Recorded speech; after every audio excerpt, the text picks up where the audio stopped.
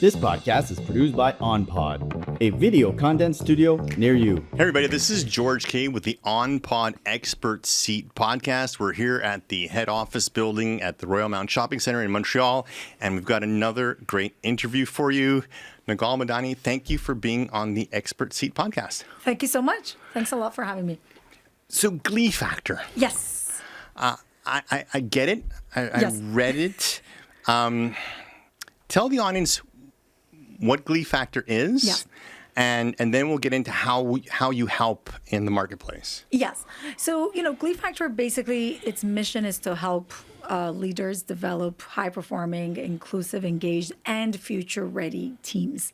That's a mouthful. Yes. So the idea is basically, how can we work better together?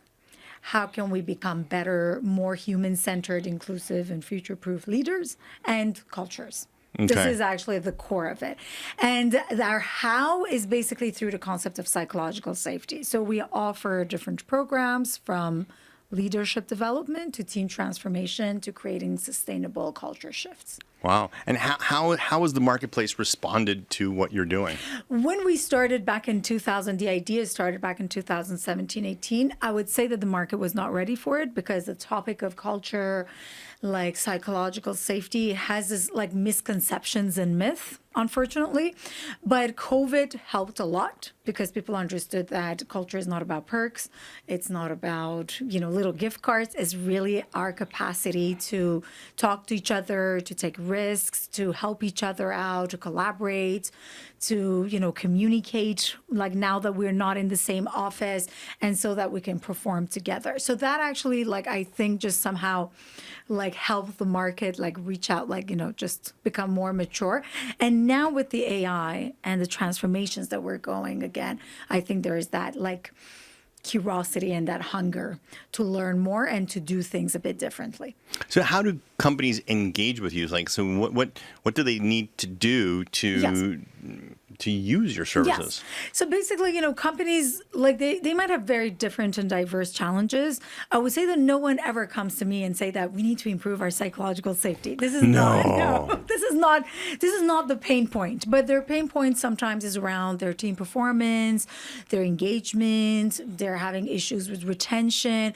So many cases they're having challenges of some sort of big change that happen. It could be the technological transformation or implementation. It could be reorg, a large growth that they didn't take care of the culture. Something around, Bless you. Thank you so much.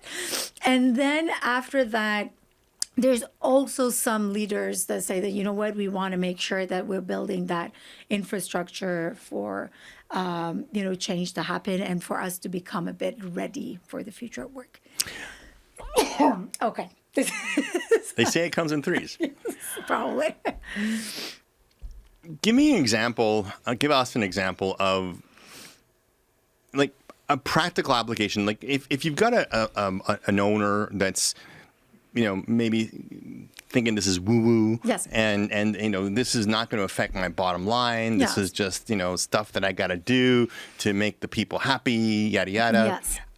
I noticed when I was looking at your website, there's a lot of evidence-based documentation on this. Help the listeners understand that, yes, this is soft skills. Yes, this is woo-woo, but there is an ROI on it. I mean, first of all, it's a human skills, I would say. We don't use the soft word anymore. It's just the human skills. It's really around creating a climate where people can contribute in. And if you're looking to have performance or innovation, you need to actually create that opportunity or that environment for people so that they can do the work that they need to do. But at the same time, I think only 35% of people feel comfortable asking for help. Wow. 80% of people in the workplace, they avoid conflicts or hard conversations. I think 78% of women, they try not to participate in meetings. And in the They try not to participate? They avoid participating, basically. So they're hesitant, basically. And these numbers, and we have so many more numbers and data around that. And those numbers on extreme cases, there are the planes that they crash because an engineer saw something was not working but didn't dare sharing. Yeah. There are people dying in hospitals because the resident or the nurse couldn't challenge the physician. But in everyday cases, it's basically so many great ideas that we're missing and innovative, ideas that we're just not listening. Yeah. So I'm a leader. Let's say I've got a smallish business. Let's say I've got a $5 million business. Yes. Let's say I've got 3 or 4 employees. Let's say I've got 3 or 4, part-timers. Yes. Talk to us about how someone like that, because that's like a huge chunk of, the Canadian business marketplace. How does someone like that benefit from what you are offering? Yes. So there's 3 levels that they can offer, they can benefit from. The first thing is that what is kind of a leader that they want to become? So they develop their own skill sets and their own capacity to make sure that they're getting the performance, they're building that transformation capacity, and they're getting ready for the future. The other thing is that their team can go through the whole process, 8 or 9 people or 10 people maximum that we're talking about, in terms of understanding what's stopping them from performing. How come different people are not talking to each other, or they're not contributing enough, or how come there's not enough transparency? Anything, if they see that there is a challenge in how the people work together, or they see that there is a challenge in how they lead, definitely they can benefit from different work that we do. And the work and the benefits can come in different forms. One could be really just building their knowledge and understanding. You don't know what you don't know, right? Yes, exactly. To this day, only 45% after 7 years, the idea of psychological safety has been around, for many years now, since the 50s. But Amy Edmondson, who's the Harvard Business School, professor, she actually published her article back in 1999. Wow. Now you're making me feel old. Yes. And then it became quite popular in the business world where Google did a research around 10 years ago. And there was an article in New York Times about it. So we're talking around at least 10 years of psychological safety being around in the business world. And with everything, with all the books that has been written, all the practitioners, everyone, all the TEDx everything speeches. That exists, only 45% of leaders know what is psychological safety, why it's important and why it matters, and only 26% of them actively implement it within their teams. So that's where what we were talking about, these small businesses can really benefit from the knowledge and from the educate themselves on why it's important and what it matters, and understand some small basic actions that they can start fostering change. The next step, though, is really around implementation, experimenting and implementing, and that's definitely Do you help people with that? Yes, for sure. So we have actually our Lead Forward program, which is for leaders. It's open enrollment, 1 month, 2 hours per week, extremely experiential. It's extremely interactive. People That's come easy. with their challenges. They're going to go and test out ideas. They're going to come back and report it. So it's really learning in action. And they leave with a little action plan for themselves. Then after that, we have our Culture Camp, which is our team transformation 3 months program. So this is where we get to, okay, let's test out things. Let's experiment behaviors. Let's see what's working and what's not. And after that, it's really our integrator journey, where we just really help by developing some internal key players and developing practices so that they can integrate it in the long run. We always give this idea that knowing is really different than doing. Otherwise, the wellness industry wouldn't be $1 billion industry. We'd all have six-pack abs. Exactly, and all of us know that we need to eat healthy, and all of us know that we have to do exercises, but it is still hard. So for us, it's really that, first of all, know it. We can definitely help you out with the knowledge and education piece, but also we definitely going to be there for you to help implement it. I think one thing that a lot of smaller and mid-sized businesses, I think they may have a misconception in their mind that this kind of change takes a long time to see an ROI. Yes. What would you say to to someone like that who's concerned? Listen, I just got to make payroll. Yes. I just got to hustle. We just got to sell more, and Yes. we'll deal with that other stuff later. I mean, thank you so much for bringing that up. When we look at the role of psychological safety in like culture, we look at it from different three perspectives, like performance, engagement, retention, now the transformation, and then the future of work.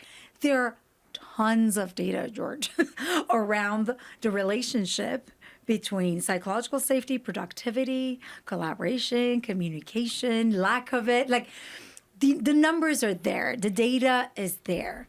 Okay. So for us, like the first thing that I would say is that if you want to sell more, build that psychological safety. If you want people to perform more, build that. Like it's nothing soft about psychological safety and these concepts. Yeah. They're really grounding and infrastructural. It's really like foundational. I think whenever I hear a leader of any size organization, say the usual old axes, I can't find good people. People don't do good work. They're not hardworking. Yes. They leave at 5 o'clock and blah blah blah and all that kind of all those stereotypical Yes. complaints. I think that. Well, what do you say to those people? I don't want to talk. I want you to tell me the answer. I mean, those they might be true, some of them. But the first question that I ask is that what is the environment that you created for them to perform in? And what does the culture look like? And people always talk about, this is my value. Like our innovation is our value. Like collaboration is our value. Diversity and inclusion. I say, you know what? Like, what are the behaviors? If I come to your office and I come to sit in your meetings and I don't look at all your internal communication pieces and your website, can I share a few of these values? Do I see it live? Is this lived experiences or not? Mm-hmm. Because if it's not, then people, for example, like innovation is one of the values of many organizations. But then I said, okay, yeah, but we never have time and we always have to perform and everything has to be perfect. I said, but that this is a very different environment. Like innovation means messiness, it means imperfection, it means experimentation, it means learning from failure. I know that you have to deliver, especially now that we're talking about performing and transforming at the same time in this age of AI. It's really the question of, do you dedicate time so that people can take risks? Yeah. Because then you're not going to get what you want to get. Yeah, I think that's so. I think that's so true. I think when people see that, Mm-hmm. when they look at the success stories, when they look at the all the typical names, the Facebooks, the Googles, and blah blah blah, they forget that 20-ish years ago they were nothing. Yes, exactly. I mean, they were literally nothing. Yes. And yeah, okay, you might talk about, they got a lot of money from, startup people and things like that, but a lot of people did. Yes, exactly. A lot of people exactly. did. They didn't all turn into Googles. Yes. There's a difference. That cultural infrastructure in place. I Right. think that it's really important for leaders of any size to really understand the correlation between culture and performance, between people and profit, and between like really psychological safety and results. Like this is something that we need to first understand. And I think once you're on that boat, then we can just you're going to take the right actions. I think you hit on something there. One thing I loved about when I was doing the research and looking through your website and Yes. so forth, great website, by the way. Thank you so Everybody much. needs to go to the website.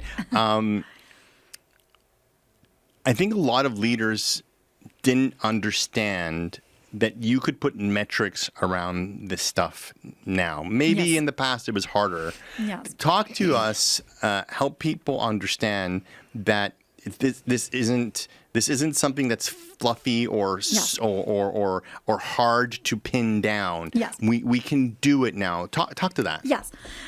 I mean, first of all, I have to say that I'm coming from an engineer background. So for me, everything has to be a blueprint. It has to be tangible. So for me also, it's not only for clients, it's also for my sanity to make sure that things are more tangible. obviously the concept of psychological safety could be quite like, and the idea of culture could be quite vague and broad and up in the clouds. So the idea that we look at it in terms of like measuring it, we said, okay, what are some of the different topics that can somehow show the absence or the presence of psychological safety? And we look at it as something, we created something called I+3C index. So we say inclusion, collaboration, communication, and creativity. What does that mean? It means that how often people feel comfortable speaking up or contributing. Are there certain people only dominating conversation? Or if there is something, do I have to hesitate and just say, oh my goodness, I'm going to share, or no, I can just like discuss this. Then after that, do I feel comfortable asking for help? Do we have silo working? How do we break the silos? How do people multifunctional, different teams work together? When it comes to communication, what is our process for feedback? How do we celebrate wins? How do we discuss problems and challenges? Or failure. Failures. Do we is there just problems and challenges of gossip outside of the meeting rooms, and in the meeting rooms no one's talking about the bad stuff? And then we'll look at creativity.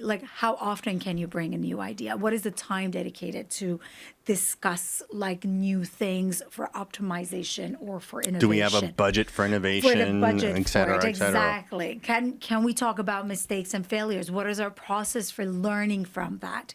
What are the structures in place, the frameworks in place? So with that, we're looking at certain behaviors, and those behaviors we can definitely evaluated before our work and then after our work. And then we see that, you said that people say that we want to get fast results. First of all, when we're talking about culture, it is a long play. It's like any behavioral change. You need to give it time and practice and commitment. However, we see that people just after a few weeks, when we talk to them, I said, I'm already asking more questions, because now we are reframing that asking questions is rooted in curiosity, and it doesn't mean that I don't know something or I'm not perceived as incompetent. Because that's actually, we discussed it, we are a social species. Yeah. So we don't want to look bad. And I think the very fast, quick win is definitely in your HR department. I mean, whether you're a 5-person team or a 500-person team, often when the Band-Aid gets ripped off of that conversation, usually people realize pretty quickly, I'm in the wrong place. Yeah, but I have to say that, George, this could be true for organizations that HR has the value that it should have. In so many organizations, HR is just doing the payroll and the vacations and all of that. The best place that we see that it's working, especially for small, medium businesses, it's where the executive team is coming involved. That could be the VP of HR, that could be the COO, that could be the CEO. But it could even be two partners. Yes, it could be two partners running a plumbing company, and they realize, hey, we don't know how to talk to each other, or we don't know how to talk to our people. Exactly, or our clients. Yeah. So I think that it's exactly coming from that pain that you just think that, okay, we need to do something about it. And the people who's gonna basically bring this work to the organization and become our ambassadors, they need to be influential people in order to make sure that it's gonna lead to a sustainable change, and it's not just a buzzword or a one workshop because we had a training budget. No. And we don't do any of that anyway. Anything that we do is a quite long term, because we just want to make sure that there is a change happening. And I can't have this conversation with you without talking about AI. I know you're very AI focused. Yes.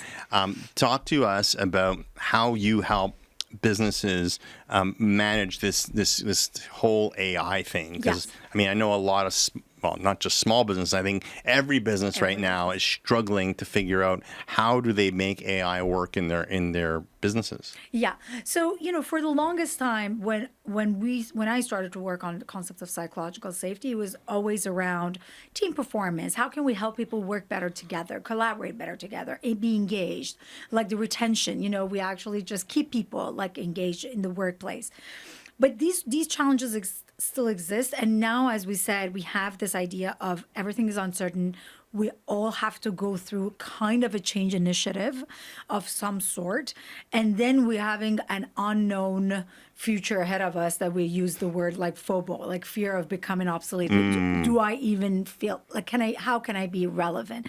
So we're talking a lot about learning and experimentation. So when I look at it from that perspective and to understand the role of psychological safety, I've realized that, okay, it can definitely help with that, the challenges that we have from the past, but it can definitely be the catalyst for transformation and be that cultural infrastructure for change and for that future of work. Because if you want to reskill people, if you want to go through any learning, like any change, there is uncertainty, there is doubt, there is Fear. there is a fear, there is like a learning, like a lot of learning curves.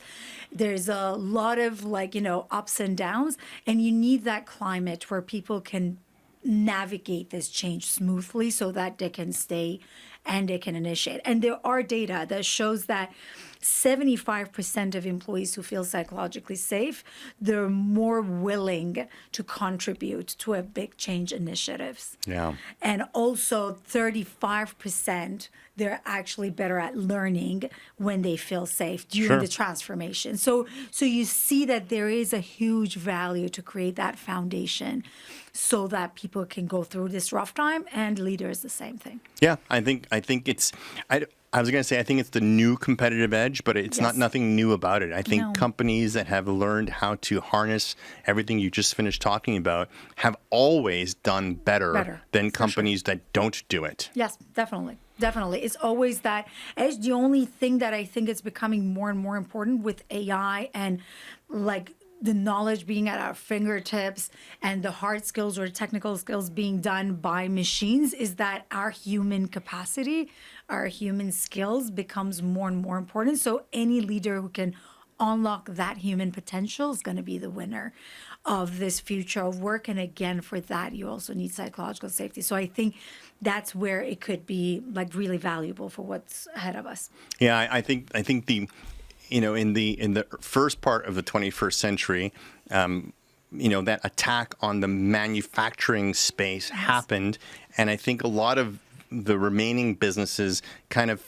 got complacent and felt secure in their thought leadership businesses or in their information-based organizations, and now AI is shaking that all up. Yes. And I think now they have to say, wait a second, I'm no longer the king of this castle. Exactly. We need to do things differently. But I think, as we discussed, it's a great opportunity. Yeah. If we have that openness and if we just put that like a little bit of time dedication, again, I know that all the leaders are overwhelmed. So like that work is really not to add to their burden. Our role is really how can we be the ally and your sponsors and supporters to integrate small changes along the way. I love it. I love it. Where's the best place for people to reach you? I mean, they can definitely check our website, gleefactor.com. They can just see everything there. All my contact information is there. And then LinkedIn, I'm actually sharing the ideas, the interviews, the podcast, everything is going to be there. And I love the fact that you give a lot back. And there's a lot of stuff on your website that's completely free of charge that people can use. I think that that's a great place for people to start if they want to go down this journey. Definitely. Like, we always say that if you need to learn anything about psychological safety, like my feature on LinkedIn, it has around, I would say, 15 hours of content there. So you're going to be good. But Nogol, thank you so much for being on the OnPod Expert podcast. I think this type of information is so important. I really encourage the audience to check out her website. The links are going to be in the show notes, and understand that this is really something. It's a tool that can give you a real competitive edge for sure in the marketplace. Definitely. It's really around like equipping leaders and teams with the right tools and the right mindset to tackle the future. Wow. Thank you so much. Thanks a lot. Thank you so much.